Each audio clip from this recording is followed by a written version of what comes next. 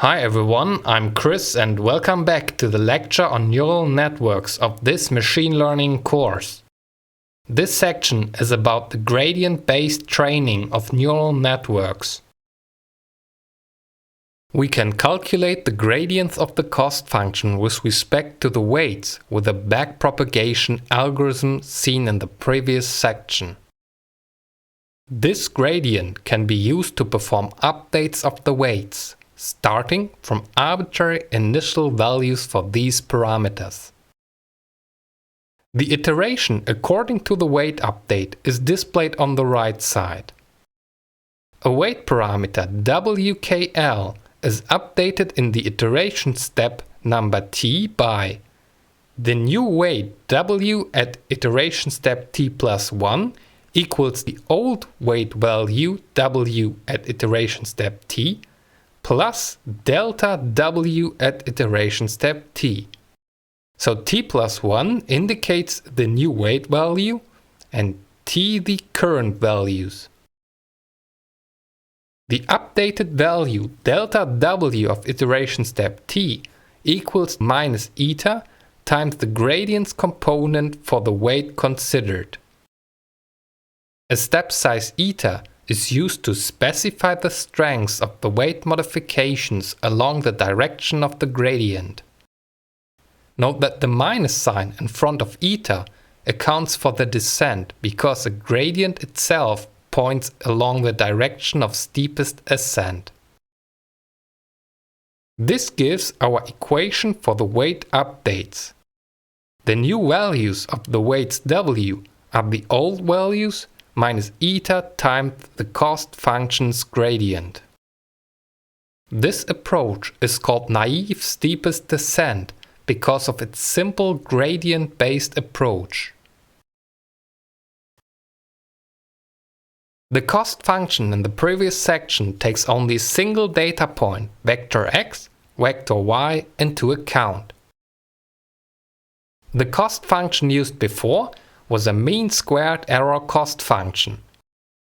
It takes the output values y tilde of the neural network and compares them to the true data point target values y. To account for simultaneous multiple output values corresponding to a data point target vector y, a summation L of the outputted components is performed. In general, we can take an arbitrary number of data points, vector xi, vector yi, into account.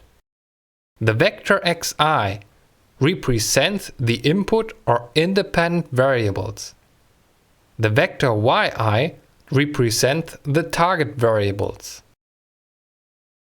To take an arbitrary number of data points into account, we can add a summation over I which considers all data points. Note that the model's output is now y tilde li. The index L still denotes the output component, and the index I refers to the data point from which the input values are used. The corresponding target values of the i's data point are YLI. The number of data points can be specified to your needs and the available amount of training data.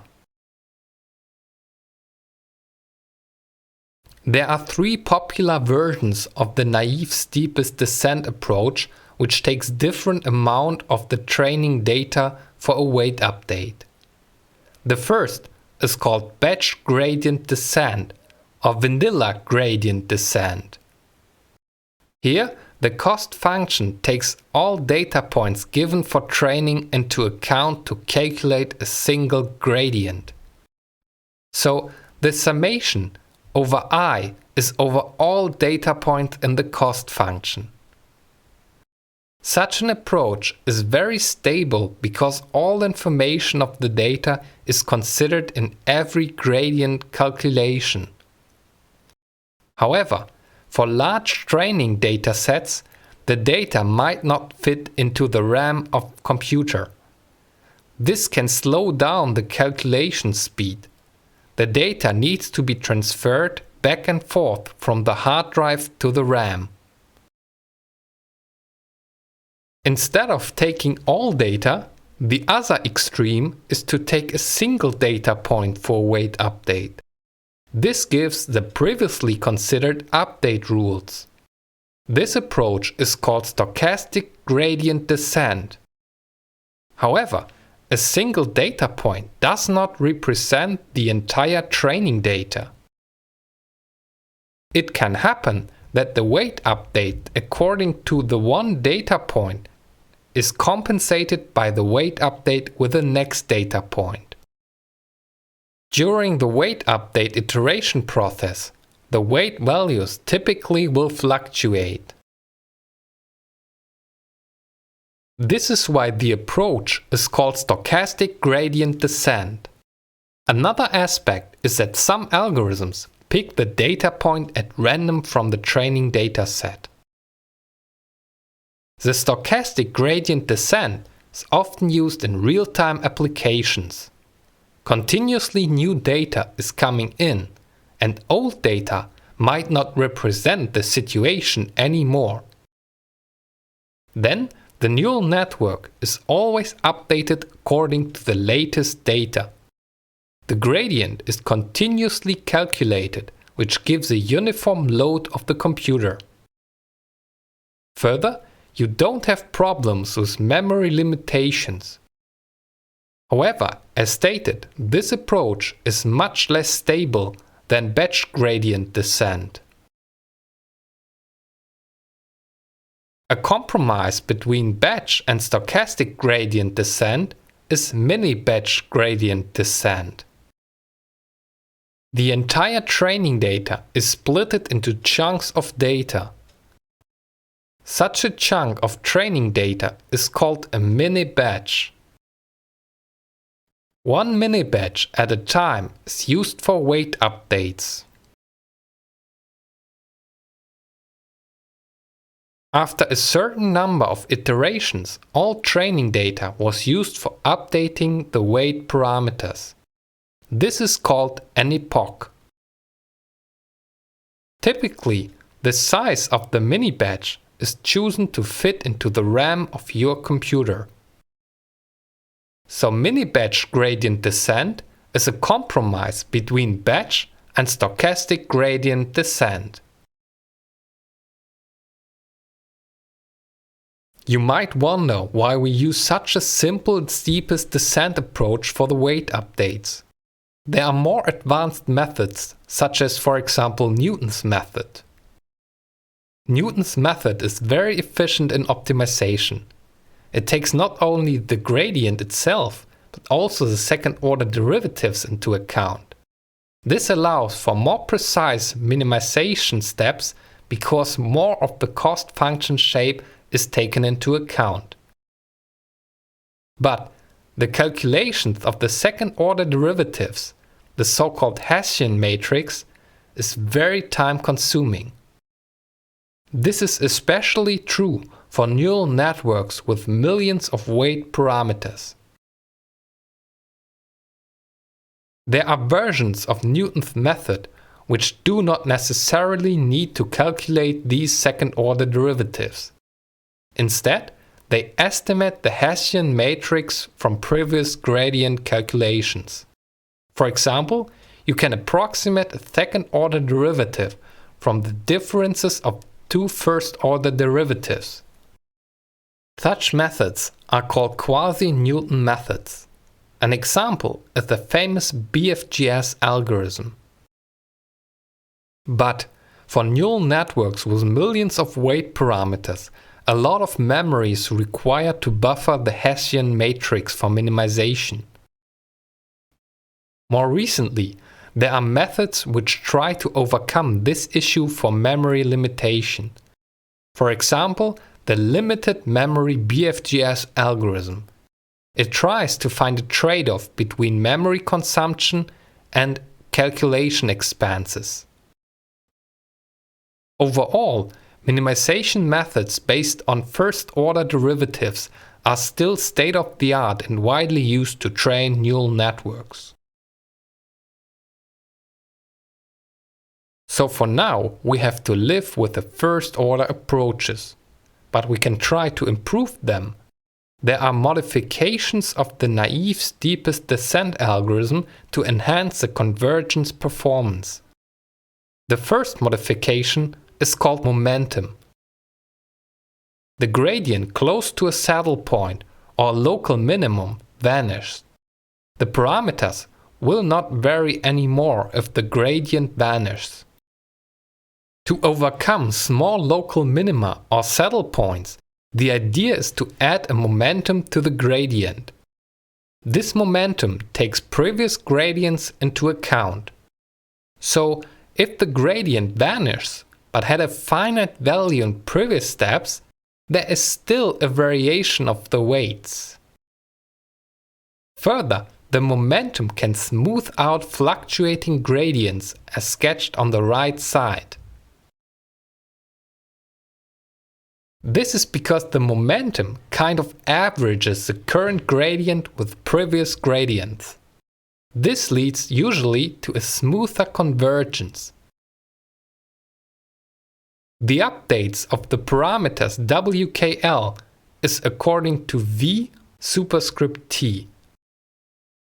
This term is decomposed of two contributions.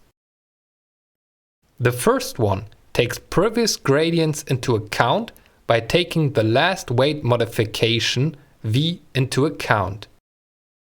This is scaled down by gamma, usually chosen smaller than 1. So, more weight is put on the more recent updates. The second contribution to V superscript T is step size times the gradient at the current position in parameter space. So we have a recursive definition of V superscript T. V superscript T depends on V superscript T minus 1, which themselves includes V T minus 2, and so on. So far, we considered a constant step size. However, it might be beneficial to scale the step size, starting with a large step size and scanning the parameter space on a larger scale. With more and more iterations, the step size could be shrunk to avoid missing the minimum by a too large step size. The Addergrad algorithm scales the step size, often also called learning rate, by previous gradients. Addergrad stands for adaptive gradients, which indicates the adaptive scaling of the learning rate.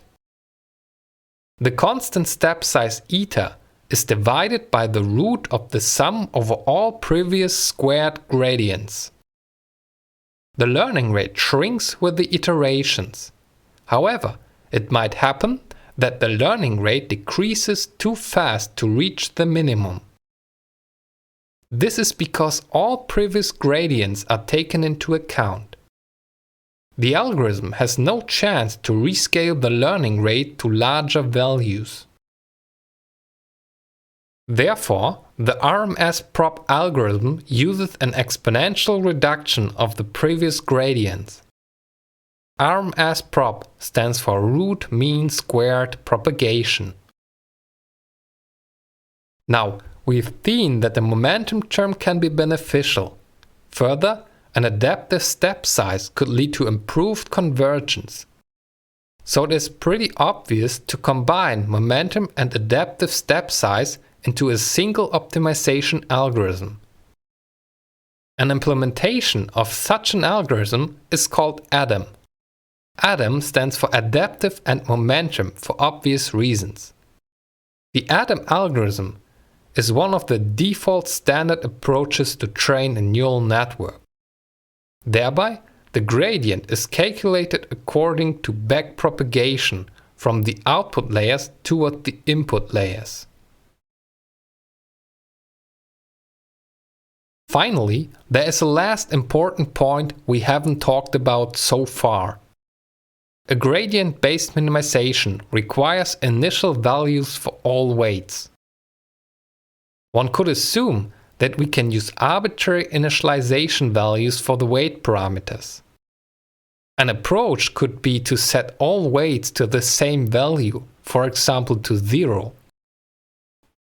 But this can cause serious problems. Consider, for example, the neural network sketched below. The optimization problem is highly symmetric. All neurons with L equals 1, 2 or 3 have the same input values x1, x2 and x3. In other layers, for example k equals 1 and k equals 2, the situation is the same. Consequently, every neuron within a certain layer has the same ingoing values which are modified by the same initial parameters. Derivatives of the cost function with respect to the parameters must be the same for such conditions. That means the parameters only change in the same way. Thus, different weights cannot represent different aspects of the data. So, a much better approach is to use a random initialization. For example, a standard normal distribution could be used.